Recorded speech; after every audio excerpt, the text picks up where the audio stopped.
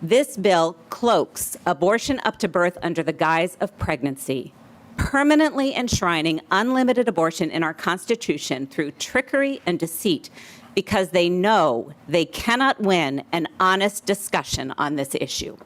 I've come to testify before you today because I am repulsed by the legislative push of the Minnesota House for the so-called ERA. I think all of you know that a prohibition of discrimination on the basis of pregnancy is not an accurate summary of this egregious bill.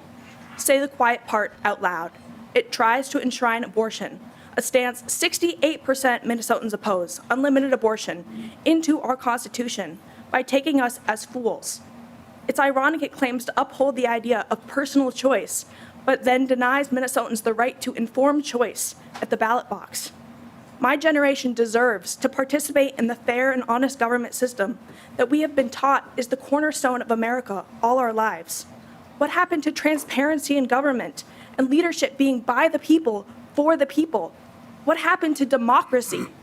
As a college student and a member of Gen Z, I can tell you wholeheartedly that this extreme, unlimited abortion agenda is not something my generation supports.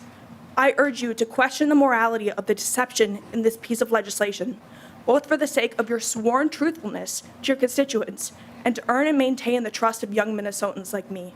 Please consider the fair legislation you have promised us and reject this abominable, unequal rights amendment. Thank you for your time. With the word pregnancy and not the word abortion, you're tricking us. Please understand that. Why would you trick us to fool us? To fool someone is to treat them like fools. We are not. People believe in American democracy. That is why we came here as people of color, especially as immigrants. And if your bill would lie to our people and trick us into voting for something that would kill our children up to birth, why should we ever trust you guys again? The language matters in this era policy. We're not hateful people. We love the LGBTQ community. And we believe in equal rights because it helps us as people of color. But the language is important because what you're trying to do here, if this bill passes as it is enshrine death culture in our Constitution. We are the people of love and we're the people of life. That's our cultural, religious, and values, which are older than this house, this democracy, and even this country. We're not about to abandon it.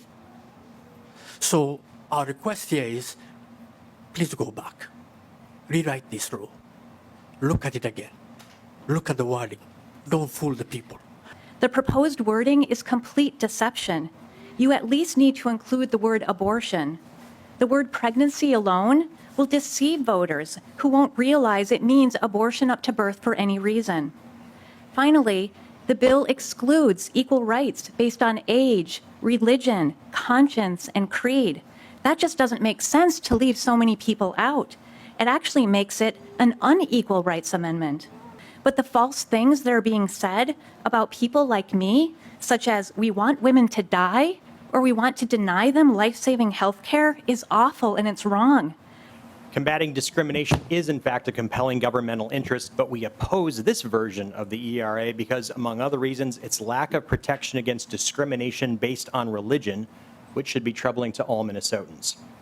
Almost 80% of Minnesotans identify as religious, and Minnesota has a very diverse religious population, with some of our counties being among the most religiously diverse in the nation. According to a recent Gallup poll, almost half of all Americans claim that religion is very important to them. That is, it is a core part of their identity. Among other concerns, this so-called Equal Rights Amendment displaces and erases women. Women will be the victims of grueling litigation, fighting for their existence as laws that were enacted to protect them will now be used against them. Girls will continue to lose their voice and access to female-only spaces should this ERA pass. A few years ago, I represented a group of high school students in Minnesota. These girls wore gym clothes under their plain clothing all day because the school passed a policy that allowed males into their locker rooms and allowed them to play on women's sports. Claiming this is a rare occurrence doesn't stand. Infringing on one women's rights members is one too many.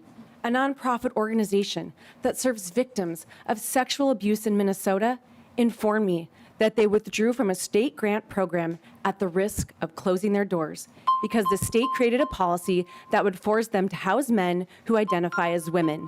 As legal scholars have stated, the Equal Rights Amendment asks women to abandon privileges they already have in exchange for rights they will never get.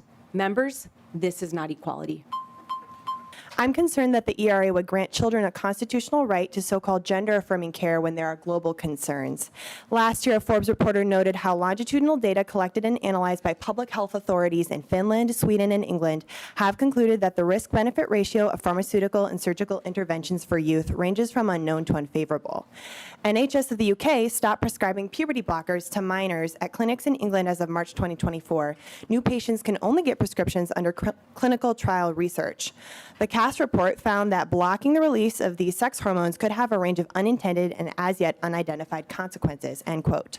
To our detriment, this issue has become so politicized in the USA that any substantive discussion is often silenced. The prevailing societal expectation is that women will just be quiet on these issues because it's embarrassing to our progressive culture. Really, we are not going to be silent when girls are being physically harmed by males in athletics. We are not going to be silent when we hear that girls in school allegedly hold their urine to avoid using restrooms because they know that males get access.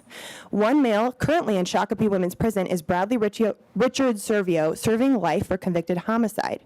Is there any punishment more cruel and unusual than imprisoning women with males? This is primarily an issue of justice for women and children. Please see our protection as a foundational value of Minnesota and bigger than political points. Please vote no on ERA.